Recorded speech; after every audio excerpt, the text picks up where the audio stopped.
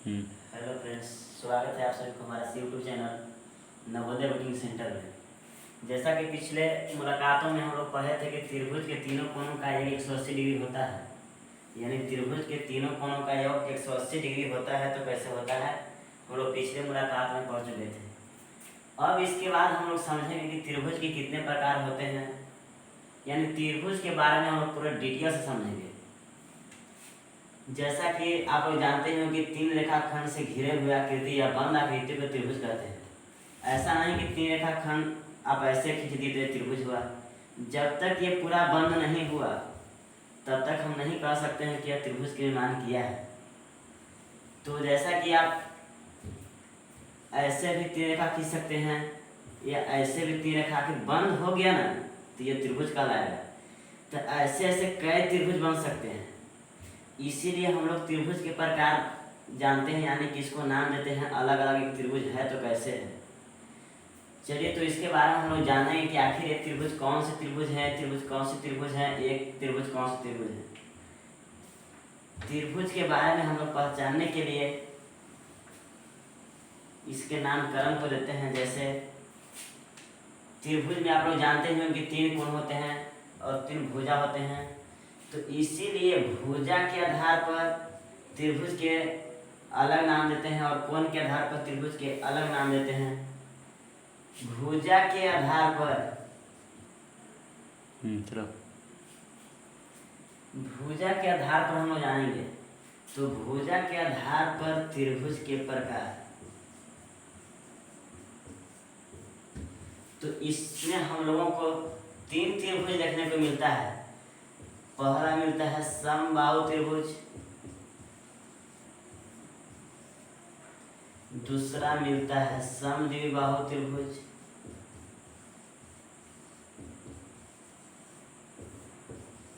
और तीसरा मिलता है विषमबाहु त्रिभुज।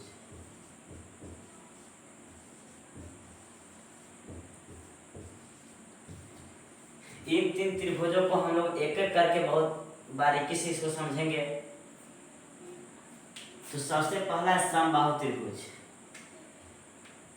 ये कोई याद करने में कोई भारी नहीं है, कोई कठिनाई नहीं है, एकदम शॉर्टकट इजीली तरह से समझा जा सकता है। समबाहु त्रिभुज, सम मतलब बराबर होता है और बाहु मतलब भुजा। हम लोग भुजा के आधार पर पढ़ रहे हैं तो भुजा इसमें बराबर होते हैं। जिस सम मतलब बराबर और भुजा मतलब भुजा। तो समबाहु त्रिभुज की बात की है तो त्रिभुज में कितने भुजा होते हैं? तीन भुजा। तो हम लोग इसका डिफरेंस मतलब इसको मतलब परिभाषा देंगे तो इसको ऐसे बोल सकते हैं कि जिस त्रिभुज की सभी भुजा आपस में बराबर होते हैं। जैसे मान लीजिए अगर ये त्रिभुज है, ये ए है, बी है, सी है। अगर हम इसको 5 मीटर मान लें और बोले कि यह समबाहु त्रिभुज है तो इसको प्रत्येक भुजा ज्ञात करें। जब समबाहु बोल दिए तो समबाहु का मतलब सम मतलब बराबर और बाहु मतलब भुजा, यानी प्रत्येक भुजा बराबर होंगे। तो ये 5 मीटर तो ये भी 5 मीटर होंगे और ये भी 5 मीटर होंगे। अगर इसको हम ए मानते हैं तो प्रत्येक भुजा ए होगा। अगर इसको x मानते हैं तो प्रत्येक भुजा x होगा। जैसा कि त्रिभुज के जिस त्रिभुज में अगर एक भुजा दे दे और कहे कि समबाहु त्रिभुज बनाए, अगर एक भुजा दे दे तो प्रत्येक भुजा दिए हुए भुजा पर ही लिख रखेंगे। जैसे अगर दे दे कि किसी समबाहु त्रिभुज की एक भुजा 3 मीटर है तो अन्य दोनों भुजा ज्ञात करें। तो एक भुजा का 3 है 3 मीटर और ABC समबाहु त्रिभुज है तो प्रत्येक इसका जो भुजा है ना वो 3-3 मीटर होंगे। यानी कि समबाहु त्रिभुज की प्रत्येक भुजा आपस में बराबर होते हैं। ये लोग हम लोग समझ चुके हैं। और एक बात आता है कि त्रिभुज के परिमाप या किसी चीज का भी परिमाप परिमिति मतलब कहे तो हम लोग जानते हैं कि परिमाप के मतलब होता है कुल दूरी। जैसा कि अगर कहे कि इस त्रिभुज के परिमाप ज्ञात करें तो ए से लेकर के बी से होते हुए सी से होते हुए ए तक की कुल दूरी को हम क्या कहेंगे? परिमाप। जैसे अगर ABC है एक्स वाई जेड, हम ये नहीं करेंगे ये समबाहु त्रिभुज है। लेकिन अगर यहाँ परिमाप पूछे तो यहाँ से शुरू करेंगे, यहाँ से जोड़ते हुए यहाँ तक अंत करेंगे। तो यहाँ तक एक्स है, यहाँ से यहाँ तक, और यहाँ से यहाँ तक जेड है, और यहाँ से यहाँ तक वाई है। यानी एक्स वाई जेड या एक्स जेड वाई, परस में आगे पीछे लिखने से कोई दिक्कत नहीं होगी। तो तीनों भुजाओं का योग, अगर यहाँ चतुर्भुज कह दे, अगर एक्स वाई जेड या ए दे दे तो यहाँ से शुरू करेंगे, यहाँ से जोड़ते हुए यहाँ तक अंत करेंगे। ए जोड़ जेड जोड़ वाई जोड़ एक्स, परिमाप का मतलब होता है कुल का पूरा का योग।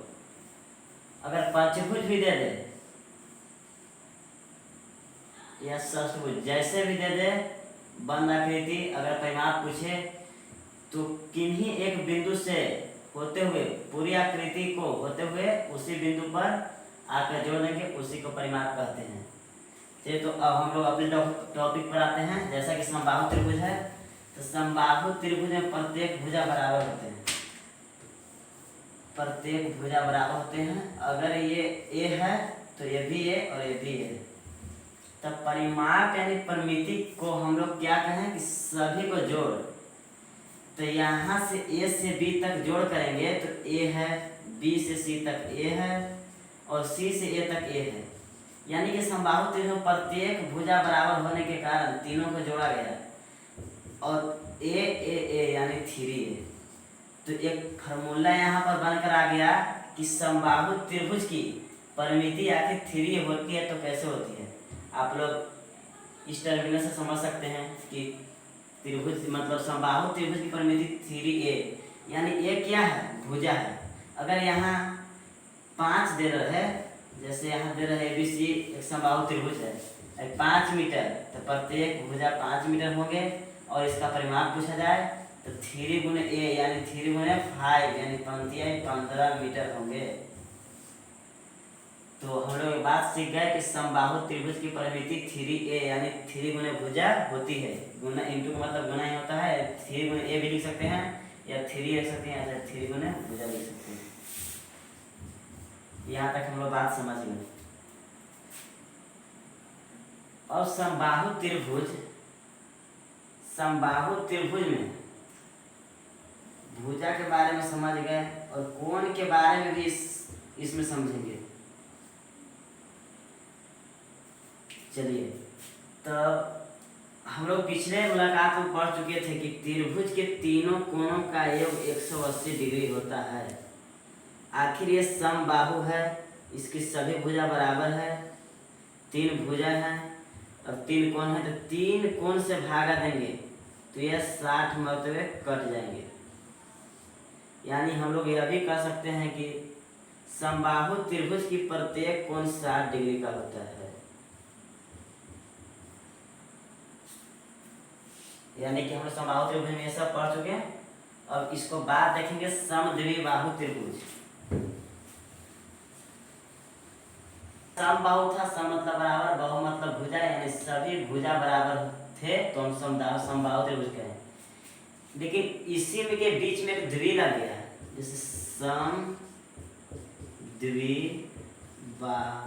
त्रिभुज।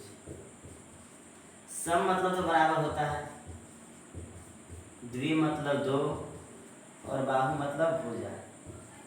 और त्रिभुज आप जाने रहेंगे त्रिभुज किसे कहते हैं।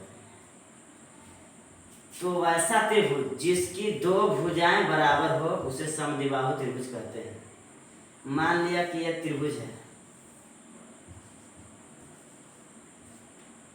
अगर ये भुजा ए ए ए यानी तीनों बराबर है तो हम तो कह सकते हैं कि समबाहु है।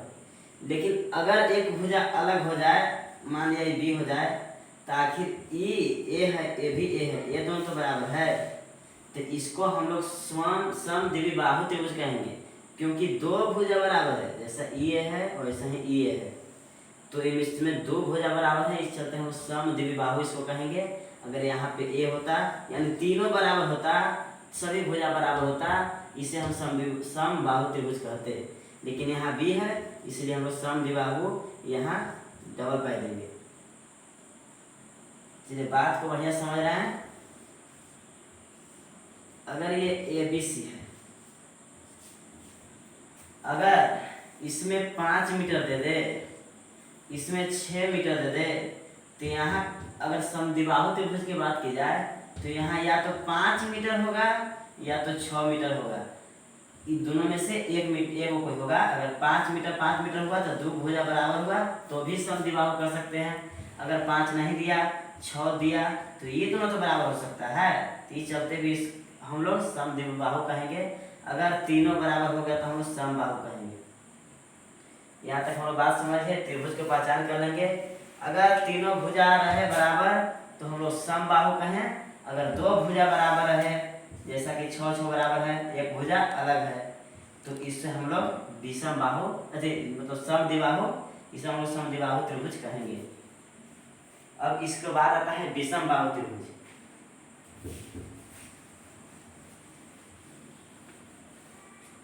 विषमबाहु त्रिभुज का बाहु मतलब भुजा, जिसकी प्रत्येक भुजा अलग हो, मतलब कोई भुजा बराबर नहीं हो, जिसकी कोई भुजा बराबर नहीं हो।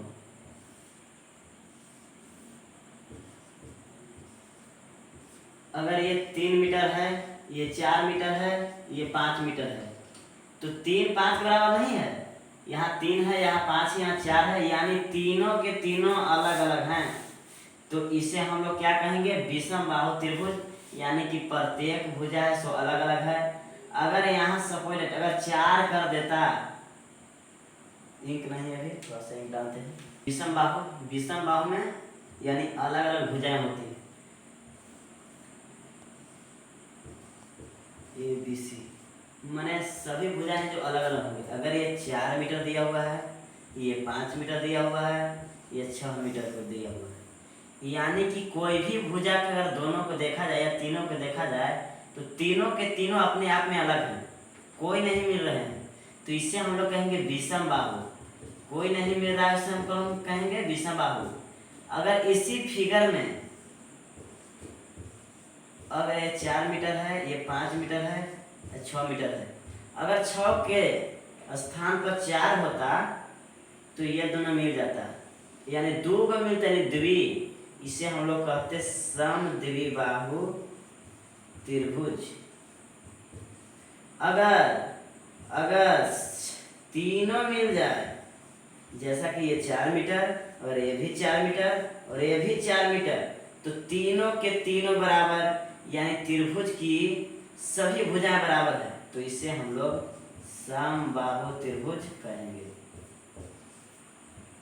समबाहु त्रिभुज कहेंगे। चलिए, तो विषमबाहु त्रिभुज के भी जान लिए, समद्विबाहु और समद्विबाहु के भी जान लिए। तो हमें नहीं लगता है कि इस वीडियो देखने के बाद अगर आप लोग को भुजा दिया हुआ है, भुजा का मान दिया हुआ है, तो त्रिभुज को पहचानने में कोई दिक्कत होगा। यहाँ अंक में दिया हुआ है, यहाँ अलजेब्रिक फंक्शन में भी दिया हुआ रहेगा। अगर विषमबाहु की बात की जाए, चाहे छोड़िए सीरियल से हम बता देते हैं, सीरियल नंबर से समबाहु त्रिभुज। तो समबाहु त्रिभुज में प्रत्येक भुजा बराबर होते हैं, ABC। अगर यहाँ अलजेब्रिक फंक्शन दिया हो, चाहे अगर यहाँ पे 4 राशि दिया हुआ रहे x, तो ये भी x और एक भी x होगा, क्योंकि समबाहु है। समबाहु में तीनों भुजा बराबर होते हैं, जैसा ये होगा, जैसा ये होगा, ऐसा ये होगा। ये अचर राशि और चर राशि में भी दिया रहे तो मान बराबर रहेगा। जहाँ ये रखेंगे, यहाँ ये रखेंगे, यहाँ ये रखेंगे। अगर यहाँ 5 मीटर रखें तो यहाँ 5 मीटर, यहाँ 5 मीटर। अगर यहाँ मार्कर रखें, यहाँ मार्कर, यहाँ मार्कर, यहाँ कुछ भी रखें, समबाहु त्रिभुज की बात करें तो तीनों के तीनों भुजा बराबर होंगे। अब सेकेंड हम लोग देखते हैं समद्विबाहु त्रिभुज।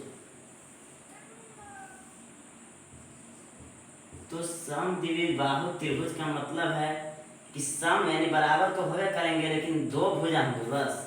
अगर ये 5 मीटर है, अगर ये 4 मीटर है, तो इसका 4 या 5 जरूर होना है, काहे कि दो को बराबर करना है। अगर 4 में होता तो ये दोनों बराबर होता। अगर क्या इसे तो चर राशि में देखने, लेकिन अचर में अगर इसे देखें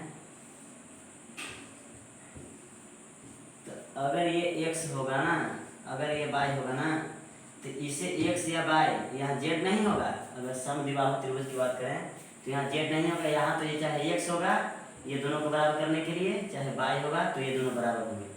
अगर बाई होता तो अगर अगला है तीसरा विषम बाहु त्रिभुज।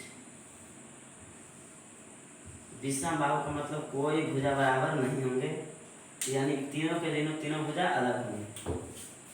अगर ये होंगे x तो ये होंगे y तो ये होंगे z। ऐसा नहीं कि ये x y ये भी x चाहे y हो, नहीं, तीनों के तीनों अलग होना चाहिए। अगर ABC यहाँ चर राशि में देखा जाए तो अगर ये 5 मीटर हो तो ये 4 मीटर और यह 3 मीटर होना चाहिए। चलिए हम लोग 3 त्रिभुज के बारे में अध्ययन कर रहे हैं। अगले दिन हम लोग भुजा की आज तो भुजा पर जानिए, अगले दिन हम लोग कोण पर जानेंगे। कोण के आधार पर त्रिभुज के कितने प्रकार होते हैं, कौन कौन होते हैं, और उसको डीपली से समझेंगे। उसके बाद हम लोग त्रिभुज के सभी फिगरों के एक साथ लिख कर पहचानेंगे कौन कौन त्रिभुज है। अब नेक्स्ट वीडियो देखने के बाद आप लोगों को त्रिभुज पहचानने में कोई दिक्कत नहीं होंगे। इसी तरह हमारे साथ बने रहे।